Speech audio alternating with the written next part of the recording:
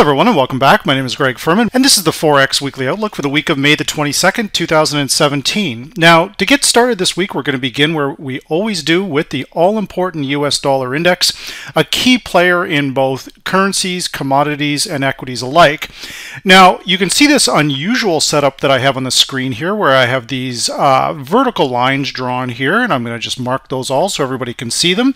These are all based around VantagePoint repetitive signals in the US dollar index, which translates into a number of different Forex pairs. What we have is much like what I talked about in last week's Forex Weekly Outlook, is institutional flows in and out of the US dollar. Now, in most cases, this usually happens around the 15th of the month, and it tends to turn back around after 8 to 10 trading sessions. You can see that there's multiple examples of this over the last 3 months. We go down, we go up, we go back down, we go back up. So we're about 5 trading sessions. So what I would look at this here, guys, is I would look for a turnaround in the dollar by the mid to the latter part of this coming trading week. Now, we also want to combine these signals with swing highs and swing lows. So if we look at these swing lows right here, we're going to combine that with the VantagePoint indicators, the predicted RSI. Now, when we look at this swing low after our 8th trading session, we can assess here that the VantagePoint predicted RSI hit an oversold condition that created a bottom. Now, we've been moving down for the last 3 bars in a row. So what we're looking for next week here, guys, to sum it up, is a swing low that's based around on a technical and based around a fundamental. So next week we have GDP, but we also, I believe, have the Fed minutes next week. So again, look for a pause in the market based around price action. We know we are in oversold territory in the dollar and that a bounce is imminent any day now. So I would focus that. This is something I work on a weekly basis with my own direct clients. And the advantage of using the VantagePoint software here is that it's picking up on these repetitive patterns. We can see them and we can gauge how long they're going to last. So from here, that would tell me that the euro is probably going to stall out around the 113 area. You can see that I've drawn this huge swing bar high here. I'm making a line right across the screen, excuse me, so everybody can see that. Now what I'll do is I'll come down into my lower time frames here and identify the critical level. Now, the key VantagePoint level for next week is 109.60. The euro has been advancing, so I'm looking for one more push towards that 113 area so I can short this thing. The VantagePoint indicators, again, are warning of an extreme overbought condition here. We're at 82.6. We've got a little bit of room to move here, but even just as little as a few weeks ago, you can see when we hit that swing high and we connect it to that predicted RSI, that creates a level for an advanced level for us to short. So right now, guys, watch that area.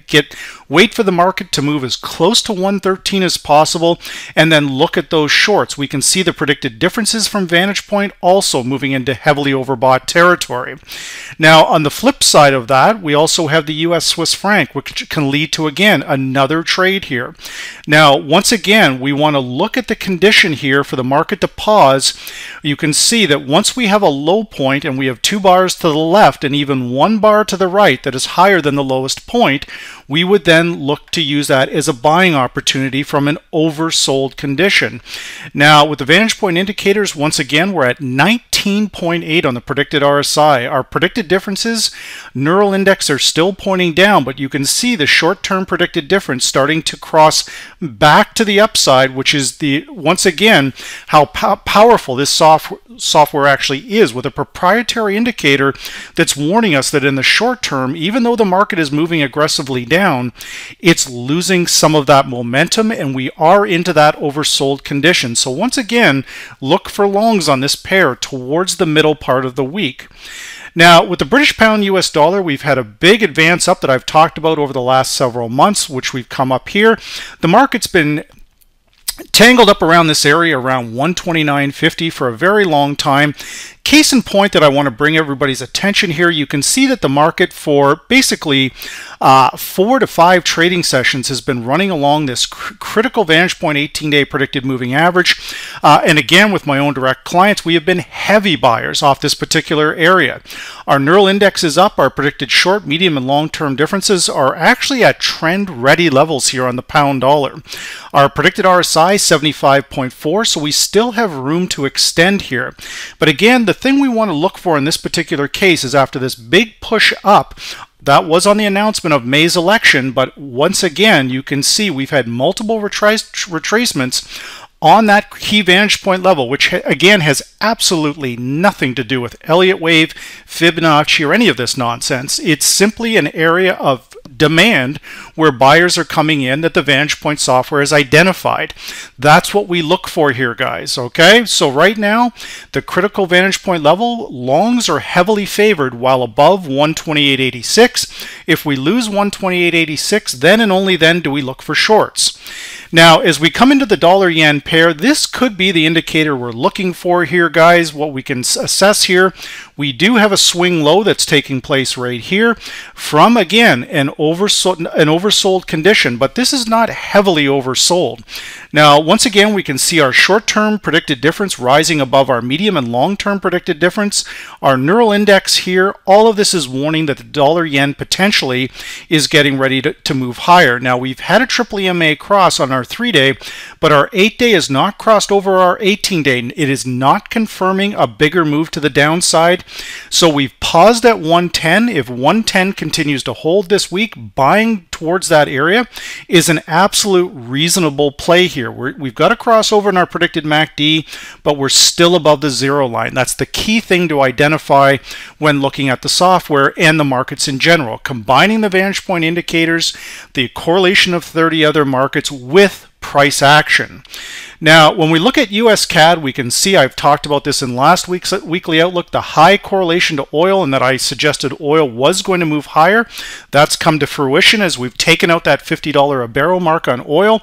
That has pushed the CAD lower. Now, we do have a triple EMA cross, a lot of activity to begin the week around 136.11. In my respectful opinion, we are likely to move down to this 134 area where we should be very cautious around this area. Now, the reason I say this is that this is the breakout area from the VantagePoint several months ago.